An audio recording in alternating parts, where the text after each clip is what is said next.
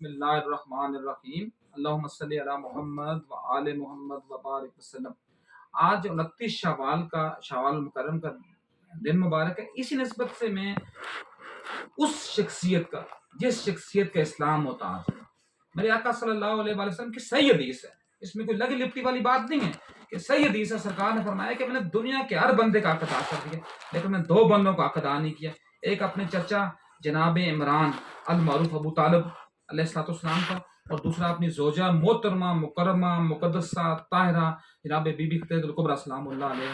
کیونکہ آپ اگر پڑھیں تاریخ کو وداؤٹ اینی بائسنس، کسی مذہب فرقہ پرستی سے بالا ہو کر، آپ چھوڑیں شیعہ کو، چھوڑیں سنی کو، چھوڑیں بریلوی دیوبندی کو، اگر آپ تاریخ کا عمیق مظاہرہ کریں، اس کو دیکھیں، اس کا بغور مطالعہ کریں، تو آپ کو جتنا بھی اسلام کے لیے خون بہا ہوگا وہ صرف نسل ابو طالب نہیں بہا ہوگا۔ نسل ابو طالب کا مطلب کیا ہے؟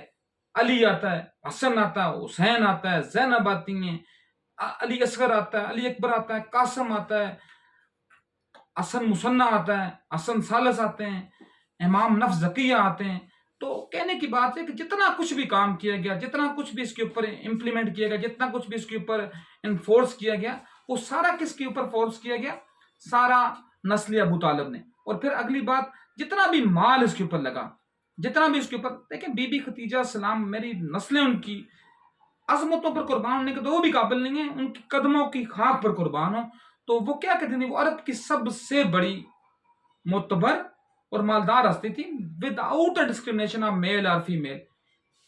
شی از، میں واز کی میننگ کہوں گا، میں از کی بات کروں گا کیونکہ میرے نزدیک وہ آج بھی ہیں، وہ عرب کی سب، she is most talented and most dedicated woman in entire عرب، وہ سب سے بڑی عورت تھی۔ تو انہوں نے کیا کہا کہ محمد کا کلمہ پڑھتے جاؤ اور اپنے قرضے مجھ سے معاف کرواتے جاؤ۔ تو اس نسبت سے میں آج کے موجودہ حالات کے تناظر میں ایک بات کروں گا۔ آج جو اشرافیہ کی جنگ ہے، اشرافیہ means criminals in civilians and criminals in uniform, ان کی جو جنگ ہے، اس جنگ میں آپ کسی کو دیکھیں، اس جنگ میں ایک آپ بات کریں، مصطفیٰ بھائی میں ایک بات کروں، اس جنگ میں ایک آپ بات کریں، اس حسین کے پوتے امام جعفر صادق کی بات کریں، وہ جعفر صادق جس کی محفل سے الخوارزمی پیدا ہوا، وہ الخوارزمی جس کو میں نہیں یا مسلمان نہیں، جس کو پورا یورپ آج فادر آف الجبرا کہتا ہے، پورا یورپ۔ اور ان کی جو کتاب ہے بالخصوص الجبر المقابلہ، اصحاب المقابلہ اور مسالک والممالک، اگر آپ ان کو پڑھیں، کیونکہ ہم نے تو کبھی زندگی میں ان کو پڑھنا نہیں ہوتا، تو پڑھیں تو وہ آج بھی دنیا کی 2 جو بڑی یونیورسٹیاں آکسفورڈ اور کیلیفورنیا، ان دونوں کے نصاب کا حصہ ہے۔ لیکن ہم لوگوں نے کیا، وہ اقبال کہتے ہیں نا، چونکہ وہ پیور ولی اللہ تھا، وہ کہتے ہیں جی کہ جب میں کتابیں ابھی دیکھتا ہوں یورپ میں تو میرا دل ہوتا ہے سی پارا۔ تو پرابلم از دیٹ کہ ہم لوگوں نے یورپ سے تو ہر چیز اپنا لی، لیکن ہم نے اپنی اصل وہاں کھو دی۔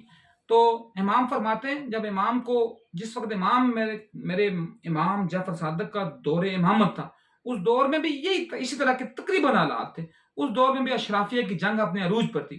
اشرافیہ مین بنو امیہ اور بنو عباس کی کرسی کی جنگ اپنے عروج پر تھی۔ بنو امیہ کی سلطنت اچکولے کھا رہی تھی اور بنو عباس ایمرج ہو رہے تھے۔ تو امام نے خود بھی اور اپنے ماننے والوں کے بھی یہ واضح پیغام دیا کہ اس جنگ میں کسی کا ساتھ نہیں دینا۔ اس جنگ میں انہوں نے کیا کیا؟ پھر ان کی عمر مبارک ظاہری 65 برس ہوئی، سب سے بڑی جو عمر ہوئی ہے نا اماموں میں، وہ سب سے بڑی عمر امام جعفر صادق کی ہوئی۔ انہوں نے اس پورے عرصے میں جو مسخ شدہ روایات تھیں، اسلامی روایات، ان کا احیا کیا، ان کو زندہ کیا۔ تو پہلے میں الخوارزم کی بات کر چکا ہوں، انہوں نے جو دنیاوی علوم میں الخوارزمی جیسا بندہ پیدا کیا جو ان کی محفل سے پیدا ہوا، جس کا کام صرف کیا تھا؟ ان کے جوتے صاف کرنا۔ ابن الاشیم پیدا ہوا جو فادر آف آپٹکس ہے، اس کو پرنس آف آپٹکس کہتے ہیں۔ اگر میری بات آپ کو یقین آئے، آپ نیٹ کے اوپر سرچ کر سکتے ہیں۔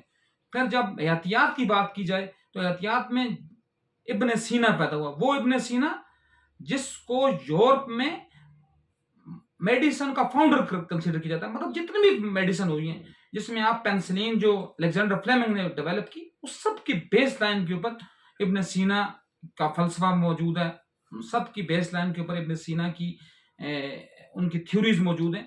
تو ان تینوں سے بھی بڑھ کر جو چوتھی شخصیت امام نے پیدا کی وہ تھی جابر بن حیان کی۔ اور کیمسٹری مینس جتنی بھی ادویات ہیں، جو بھی ادویات آج آپ کو اس شیپ میں ایلوپیتھک شیپ میں آپ کے پاس موجود ہیں، ان تمام ادویات کے اوپر جو بات کی گئی وہ ساری کی ساری جابر بن حیان کا مرہون منت ہے، اور اسی لیے ہم جابر بن حیان کو کہتے ہیں کہ he is the father of chemistry, he is the father of chemistry. اور اگر علوم الہیات کی بات کی جائے، فلسفہ کی بات کی جائے، منطق کی بات کی، تو امام خود آگے بڑھے، اور امام نے وہ کارنامے انجام دے جس کے بیس پر دنیا پوری امام کو سپر مین ان اسلام کا درجہ دیتی ہے۔ اور اگر آپ اس کی بات کریں الہیات کی بات، تو اہل سنت کے سب سے بڑے جو امام ہیں جن کا نام، جن کا کنیت ابو حنیفہ ہے لیکن جن کا نام نعمان بن ثابت ہے، ان کی عمر تقریباً راؤنڈ اباؤٹ 60 سال سے اوپر تھی جب وہ امام کے پاس گئے، اور امام کی محفل میں صرف 2 سال رہے۔ تو وہ کہتے ہیں کہ نعمان ہلاک ہو جاتا اگر اس کو امام جعفر صادق کا ساتھ نہ ملتا۔ تو جتنا بھی فلسفہ، تو اس لیے میری کہنے کی بات، جو میرا پروڈکٹیو اور جو میرا کنکلوڈنگ ریمارک ہے وہ یہ کہ اس سارے ماحول میں جب یہ جنگ اپنے عروج پر ہے، جب اس جنگ میں کرمنل سویلین کے جو کرمنلز ہیں، جس میں آل شریف، آل بٹو، آل نیازی، جج، جرنیل، جرنلسٹ، جاگیردار سب شامل ہیں، سب، کسی ایک کو بھی اگر آپ چھوڑیں، کیونکہ آر اپنے مقصد کے لیے پروموٹ کیا گیا۔ 60 کی دہائی میں ایوب خان نے پیپلز پارٹی کو جنم دیا، 80 کی دہائی میں ضیاء الحق نے نون لیگ کو جنم دیا، 2010 کی دہائی میں جنرل فیض اور جنرل پاشا نے پی ٹی آئی کو جنم دیا، جب اس کو پروموٹ کیا، اس کو پروان چڑھایا، تو پرابلم یہ بنی، اس کی جو مین کاز یہ بنی، اس کی جو روٹ کاز یہ بنی، اس میں یہ بات کی گئی کہ انہوں نے اشرافیہ کو پروموٹ کرنا ہے، انہوں نے وہ برطانوی نظام کی جڑوں کو مزید مضبوط کرنا ہے۔ لیکن جب ایک ایک اتارا جاتا ہے، کیونکہ دیکھیں بات یہ ہے کہ جب کسی کا پروجیکٹ لگتا ہے نا، تو جب پروجیکٹ سمیٹا جاتا ہے نا، تو پھر ہر ایک کے لیے پرابلم ہی کریٹ ہوتی ہے۔ اس لیے میری ہر ایک بندے کو یہ گزارش بھی ہے، اور ہر بندے کے لیے میری یہ التجا بھی ہے کہ خدا را ان کا الاکار مت بنے۔ اگر ان کا الاکار آپ بنیں گے تو آپ اپنی نسلوں کو بھی بے ایمان کر دیں گے۔ تو مہربانی کر کے ان کا الاکار بننے سے رکیں، اور وہی رول پلے کریں، اپنے آپ کو آزاد کر دیں، اپنے آپ کو دنیاوی اور اخروی علوم کے لیے اپنے آپ کو کر دیں، اور اس سارے معاشرے سے اپنے آپ کو نبرد و سارے معاشرے سے اپنے آپ کو نبرد و ازما نہ کریں، بلکہ سارے ماحول سے اپنے آپ کو علیحدہ کر دیں۔ بالکل جب آپ انڈیپینڈنٹ ہو جائیں گے تو آپ، اس لیے کسی نے کہا تھا نا کہ آپ کی صلاحیتیں تب پروان چڑھتی ہیں جب آپ 2 کام کرتے ہیں، ٹھیک ہے نا؟ آپ جب تناؤ اور اداس ہوتے ہیں تو اللہ نے اگر آپ کو یہ ماحول پرووائڈ کیا نا، تو اپنے آپ کو سکیٹرڈ کر دیں، اپنے آپ کو مرکوز کر دیں، اپنے آپ کو سینٹرلائز کر دیں ایک ویو پوائنٹ کے اوپر، اور اگر آپ ان کا الاکار بنیں گے تو آپ کی نسلیں کبھی آپ کو معاف نہیں کریں گی۔ تو اگر آپ اپنے اوپر انفورس کر کے کسی چیز کو پرولانگ کریں گے، اس میں آپ کی بقا بھی ہے، قوم کی بقا بھی ہے، ملت کی بقا بھی ہے۔ میں ان الفاظ کے ساتھ اپنے بات کو کمپائل کرتا ہوں۔ وما علینا الا البلاغ المبین۔